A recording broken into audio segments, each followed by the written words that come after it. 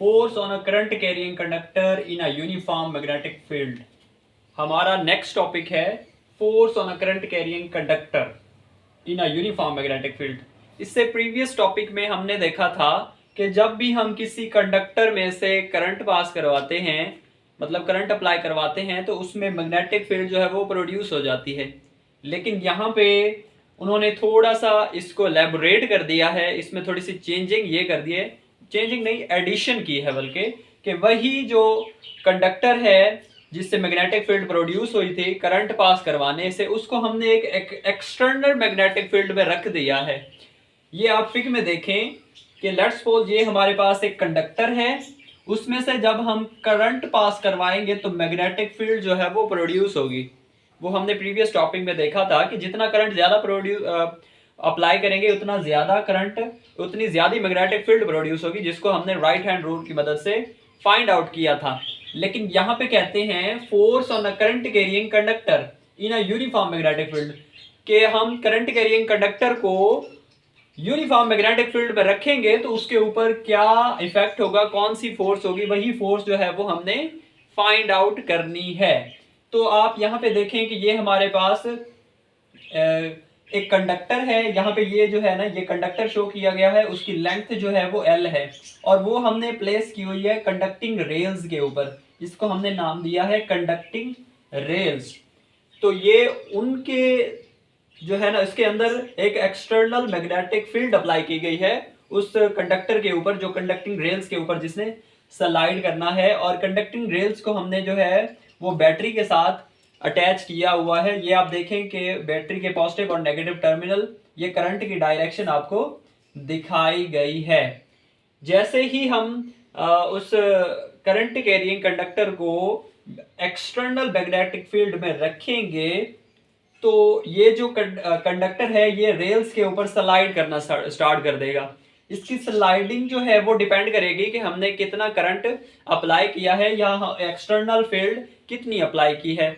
तो इसको देखते हुए हमारे पास कुछ इक्वेशंस आती हैं। F directly proportional sign alpha, F जो है वो फोर्स है। तो अगर आप इस इन इक्वेशंस को देखते हुए सबसे पहले हम इस राइट हैंड रूल को डिस्कस कर लें, तो ये लेट्स सपोज कि ये एक राइट हैंड रूल मैंने यहाँ पे बनाया हुआ है।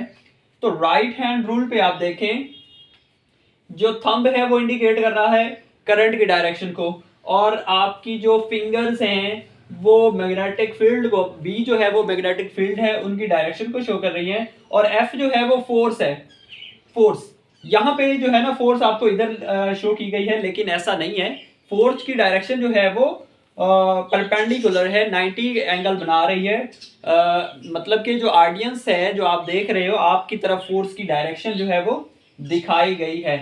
यहाँ पे जो एंगल है फोर्स और मैग्नेटिक फील्ड का 190 डिग्री है। आप देख लें कि यहाँ पे ये जो फिंगर्स हैं ये डायरेक्शन शो कर रही हैं मैग्नेटिक फील्ड को, और यहाँ पे जो पॉइंटर है, मार्कर है, इसकी डायरेक्शन इस तरफ है। तो इसकी इन दोनों के दरमियान जो एंगल है वो 90 डिग्री है।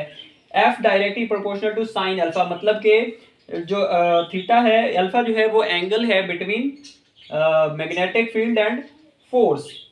तो यहाँ पे फोर्स जो है वो डायरेक्टली प्रोपोर्शनल है साइन अल्फा के, मतलब एंगल जो है वो उनके दरमियान 90 होगा, ना कि पैरेलल या एंटी पैरेलल होगा, यहाँ पे परपेंडिकुलर होगा।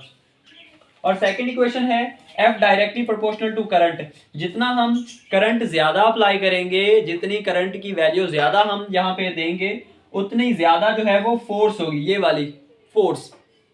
और नेक्स्ट है F directly proportional to L, L mean length of conductor, जो स्लाइडिंग रेल्स के ऊपर कंडक्टर जो है वो स्लाइड कर रहा है, उसकी डायरेक्शन वो डिपेंड कर रहा है, जितनी उसकी ज्यादा लेंथ होगी उतनी ज्यादा फोर्स होगी, कि उस ज्यादा फोर्स जो है वो कंडक्टिंग जो कंडक्टर है वो ज्यादा स्लाइड करेगा। और नेक्स्ट है F directly proportional to B, जितनी जो है वो मैग्नेटिक फील्ड है वो डिपेंड कर डायरेक्टली प्रोपोर्शनल होगी फोर्स के। अगर हम इन चारों इक्वेशंस को कंबाइन करें, क्योंकि सारे ही डायरेक्टली प्रोपोर्शनल हैं, तो F directly proportional ILB sine alpha.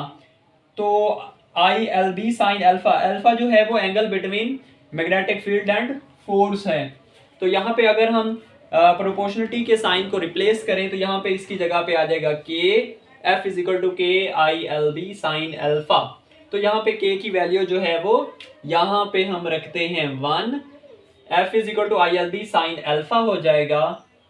तो ये हमारे पास इक्वेशंस है उस फोर्स की हमने वैल्यू फाइंड आउट कर ली है कि कितनी उसके ऊपर फोर्स लगेगी। F is equal to ILB sine alpha. तो यहाँ पे इंपॉर्टेंट कुछ MCQs टाइप हैं कि अगर करंट जो है वो 1 एम्पेयर हो और जो लेंथ ऑफ कंडक्टर है वो भी 1 मीटर हो और एंगल भी 90 हो, तो F इक्वल हो जाएगी B के, मतलब कि जितनी मैग्नेटिक फील्ड होगी उतना ही उसके ऊपर फोर्स लगेगी। तो उसको हम कहते हैं मैग्नेटिक इंडक्शन। उस फोर्स को हम क्या कहते हैं?